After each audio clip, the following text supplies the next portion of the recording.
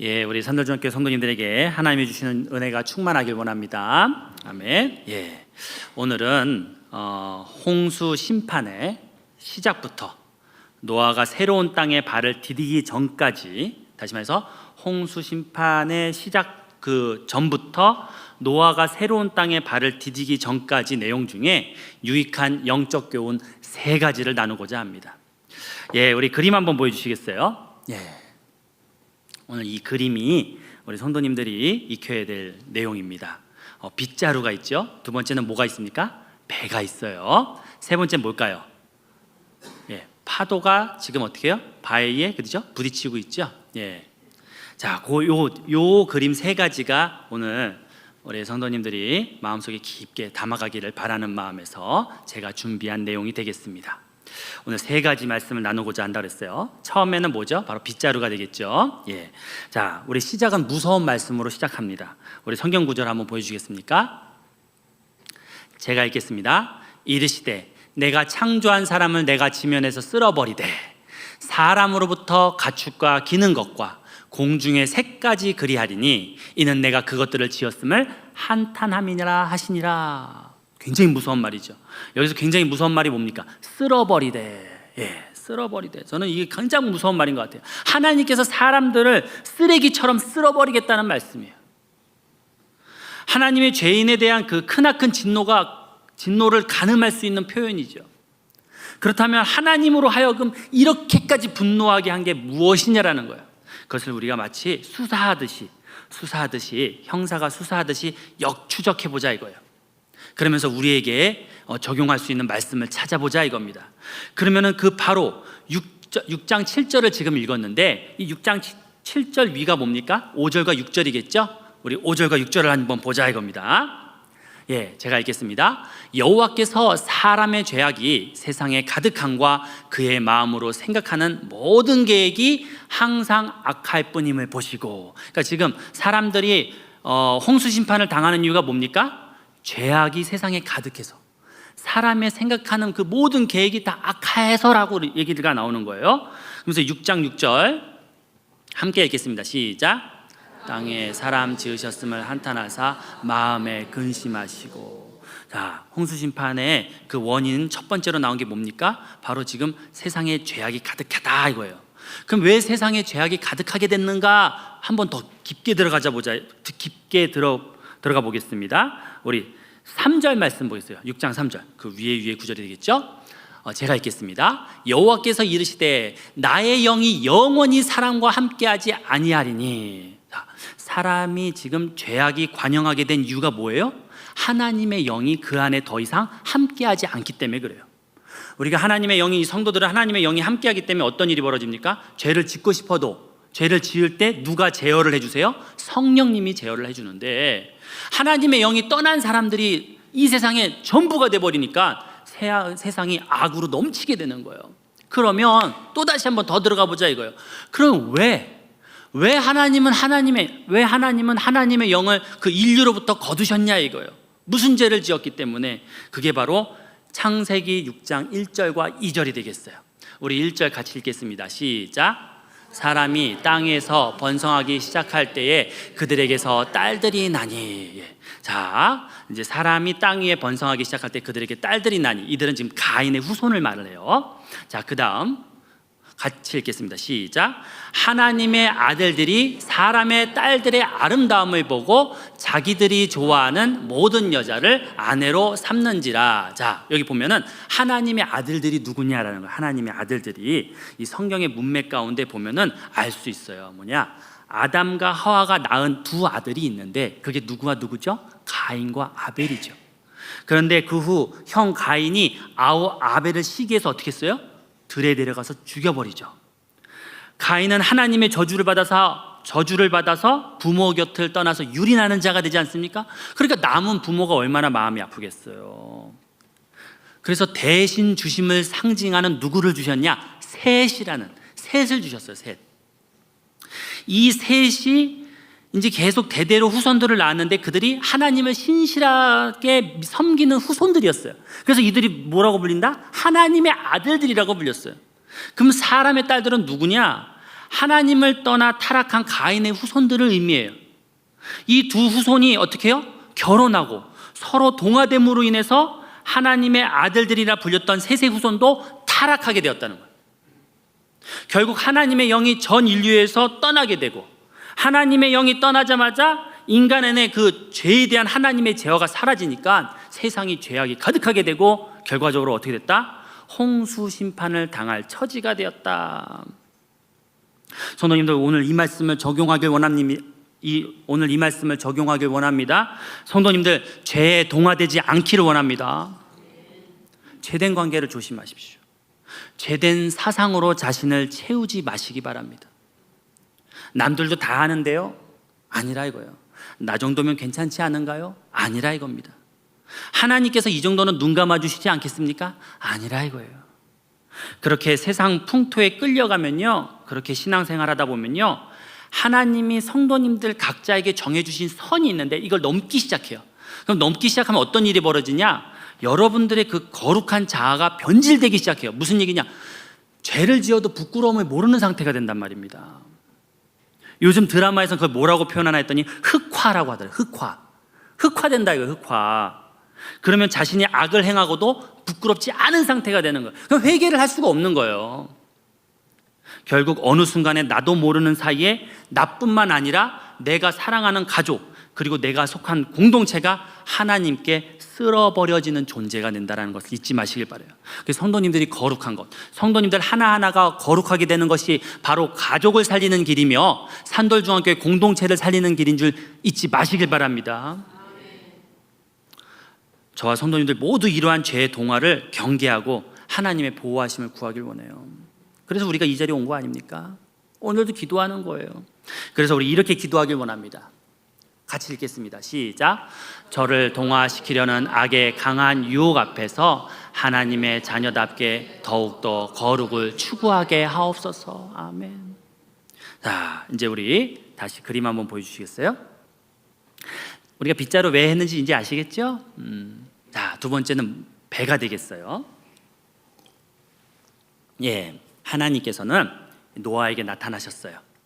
그리고 큰 배를 만들라고 하셨습니다. 무려 120년간 노아를 포함한 8명이 만든 배예요. 이 배의 크기가 얼마나 크냐? 길이가 300큐비라 했습니다. 300큐빗은 135m예요. 여러분들 135m가 상상이 가요? 안 가실 것 같아서 제가 산돌중앙교회 화장실을 기점으로 해서 한번 쭉 줄을 그어봤어요. 어디까지 나가는지 한번 보여주시겠습니까? 예. 산돌중앙교회 화장실을 중심으로 해서 쭉 135m를 그렸더니 어디까지 가요? 버스 정류장. 예. 그러니까 이 배가 얼마나 큰지 아시겠죠? 산돌중앙교회 여기 화장실, 요 끝에 있는 화장실을 기점으로 쭉 135m 갔더니 어떻게 해요? 그 노아의 방주 크기다 이거예요. 폭은 어느 정도 되느냐? 폭은요 22.5m 정도 됩니다. 여기 교회 본당 폭보다 장의자 한 2개를 더 놓을 수 있는 큰 폭이죠. 이제 가늠이 되시죠? 높이는 13.5m가 되겠습니다. 과거 선박 기술도 변변치 않은 상황 가운데서 이 배를 만든다는 것은 결코 쉬운 일이 아니겠죠? 그리고 정말 이 배는요 다른 배와 무척 달라요. 이 다른 부분 한번 보시겠어요? 뭐가 다른지 한번 보세요. 자, 보여주세요. 자, 요 배, 요 옆에 있는 게 지금 노아의 방주죠. 살벌하게 생긴 배가. 그 옆에 배는 이제 제가 AI로 이번에 그린 배인데 요즘 뭐 문자만 넣으면 그려주니까요. 자, 요 두 배의 차이가 뭐죠? 예, 맞습니다. 할렐루야, 아멘. 맞습니다. 돛도 없고, 그죠? 노아의 방주는 돛도 없고, 뭐예요? 노도 없고, 그죠? 예? 그 다음 반향키도 없지 않습니까? 아무것도 없는 상자 같아, 그죠? 이게 배긴 배인데 상자 같은 거예요. 왜 이 거대한 배에 노도 없고 돛도 없냐 이거예요.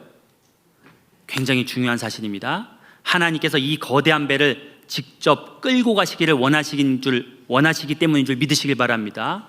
하나님께서 직접 끌고 가시길 원하기 때문에 거추장스러운 노나 돛, 방향키를 다 거추장스럽기 때문에 제거를 하신 거예요. 애초부터 그런 걸 넣지 않으신 겁니다. 즉 이 방주는 하나님의 능력이 아니면 어디로 움직일 힘도 어디에 도착할 수도 없는 거대한 무동력선이 되겠어요. 그러나 방주가 비록 무동력선이었지만 그 무동력선은 하나님의 능력으로 하나님의 섭리 가운데 어디에? 아라랏산에 머물게 되죠.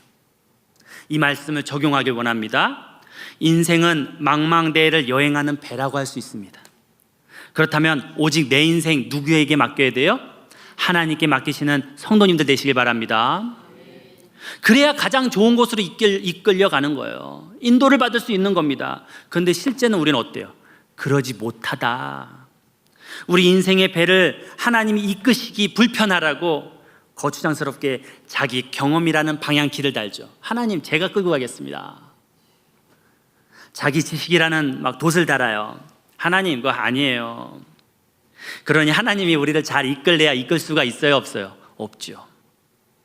우리도 모르는 사이에 이것저것 그 인생이라는 방주에 달다 보니 정말 우리가 하나님의 뜻대로 이게 이끌림 받을 수가 없는 거예요. 제가 작년쯤에 작전 기도를 하는데 하나님께서 세상을 지배하는 강력한 우상을 보여주신 적이 있어요. 이 우상은 목사나 성도님들이나 알게 모르게 접근하여서 저와 여러분들을 지배하는 우상이에요. 이 우상에 대한 공포심과 분함에 온몸을 떨었던 적이 있었어요. 그 우상의 이름이 무엇일까요? 5글자거든요. 현실적으로라는 우상입니다. 현실적으로. 무슨 얘기입니까? 우리는 말끝마다 현실적으로. 분명 현실을 우리가 생각해야 됩니다. 하나님도 성도님들이 현실을 무시하기를 원하지 않으세요. 그죠? 한 예로 여러분들 시험 공부 하나도 안 하고 100점 맞게 해달라고 기도 100날 해봐야 100점 맞아요? 못 맞아요? 못 맞지 않습니까? 그러나 현실적으로라는 이 말이 마치 하나님의 능력보다 강한 것처럼 쓰여서는 결코 안 된다라는 거예요. 현실적으로라는 말이 마치 이렇게 들리는 것 같아요. 나중에는 현실께서 말씀하시기를. 우리도 모르게 은연중에 가만히 보십시오. 현실적으로 그건 안 돼. 현실께서 말씀하셨어. 안 돼. 하나님께서 성도님들에게 믿음을 요구할 때조차도 뭐라고 말합니까? 하나님, 그건 현실적으로 안 됩니다.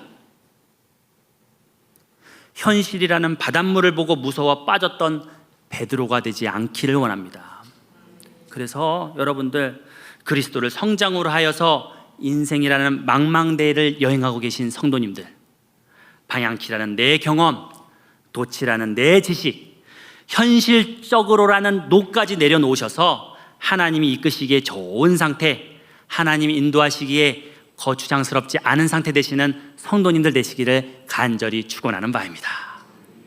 그래서 우리 한번 자신을 향해서 이렇게 말하기를 원합니다. 나는 하나님이 이끄시는 무동력선이다. 알겠죠, 여러분들? 여러분들은 하나님의 바다에 둥둥 떠다니시기 바랍니다. 하나님이 때 원할 때에 딱 아라랏산에 딱 정박해 주세요. 내가 내 힘으로 살다 보니까 안 되는 거예요. 그래서 한번 우리 기도 성도님들 같이 읽겠습니다. 시작.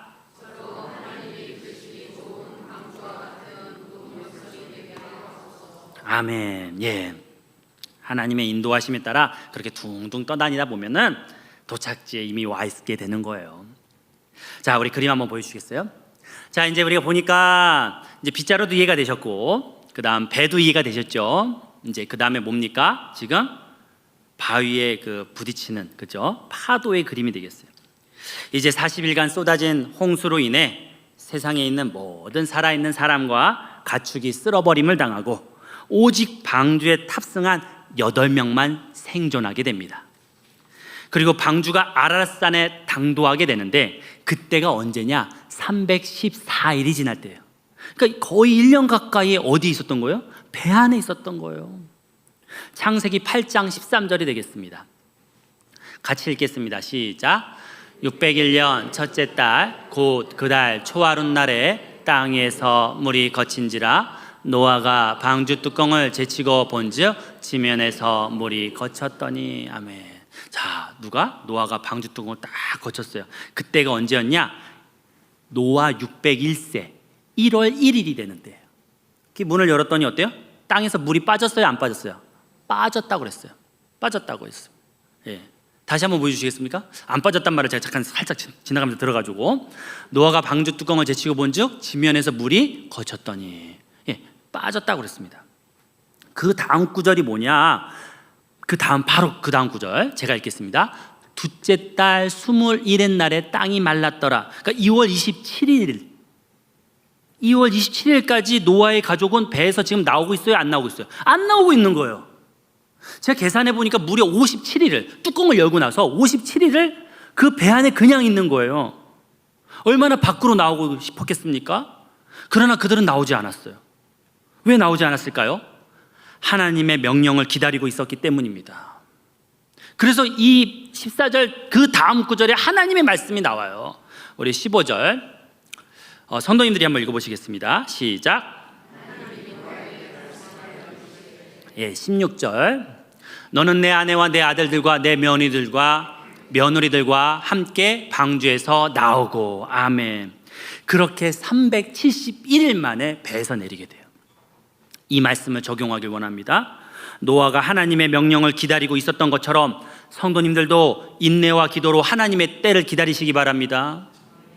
하나님의 때를 기다리며 기도하십시오. 하나님이 반드시 응답하십니다. 우리가 힘든 현실 속에서 기도하기만 쉬지 않으면 하나님이 찾아오십니다. 저는 이거를 개인적으로 파도와 같은 부딪힘이라고 표현을 해요. 부딪혀 오세요. 하나님께서 일상 가운데 가만히 기도하고 있다 보면 어느새 부딪혀 오세요. 기도하면 내게 뭐로 부딪혀 오시냐? 파도로 이렇게 부딪혀 오시는데, 어느 때는 저를 강하게 하는 훈련으로 부딪혀 오십니다. 어느 때는 위로로 부딪혀 오십니다. 어느 때는 만남으로 부딪혀 오세요. 생각지도 못한 귀한 만남이 있게 하십니다. 단 이러한 부딪힘은 기도할 때만 찾아옵니다. 정말 사소한 것도 챙기는, 저의 기호까지 아셔서 챙기는 하나님의 배려의 그 부딪힘을 느끼게 돼요.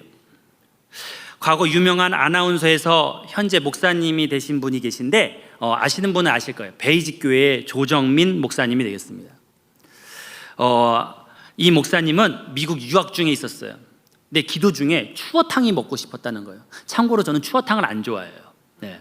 근데 추어탕이 그렇게 먹고 싶었다는 거예요. 그런데 미국에서 어떻게 추어탕을 구할 수 있겠어요? 그래서 기도로 구하지도 않았답니다. 기도 중에 추어탕이 먹고 싶었지만 이거 구하면 시험 될까 봐 오히려 구하지도 않았대요. 그런데 한 달쯤 있다가 어느 밤에 폭설이 오기 시작하는데 누가 문을 두드리더라는 겁니다. 알고 보니 지인이 폭설을 해치고 서울에서 추어탕 10인분을 꽁꽁 얼려가지고 왔다는 거예요. 그렇게 추어탕을 받아들고 미국에서 어떻게 했다? 엉엉 울었다는 거예요. 왜 그 목사님의 어린아이처럼 엉엉 울었겠어요? 하나님의 사려 깊음이라는 그 부딪힘을 경험했기 때문에. 여러분들, 하나님께서 부딪혀오면요 숨 넘어갑니다. 행복한 일이 막 넘쳐요. 단 그건 언제 나타난다? 기도할 때. 이처럼 하나님은 기도할 때 파도처럼 부딪혀 오십니다. 정말 저도 제 얘기하다 보면 또 오늘 집에 못 가십니다, 다들. 저는 이 파도를 기다리는 맛에 신앙생활합니다. 기도합니다. 가만히 이렇게 잔잔해 보이는데 부딪혀 오세요. 파도처럼. 그러면서 나를 변화시키고 나에게 기쁨을 주시고 소망을 주시고, 오늘도 그러한 파도를 경험하시는 우리 성도님들 되시기를 간절히 축원하는 바입니다. 그래서 우리 기도 제목 한번 볼까요? 같이 읽겠습니다. 시작. 노아가 하나님의 나오라는 명령을 기다린 것처럼 저로 하나님의 분명한 메시지를 기다리며 기도하게 하옵소서. 아멘.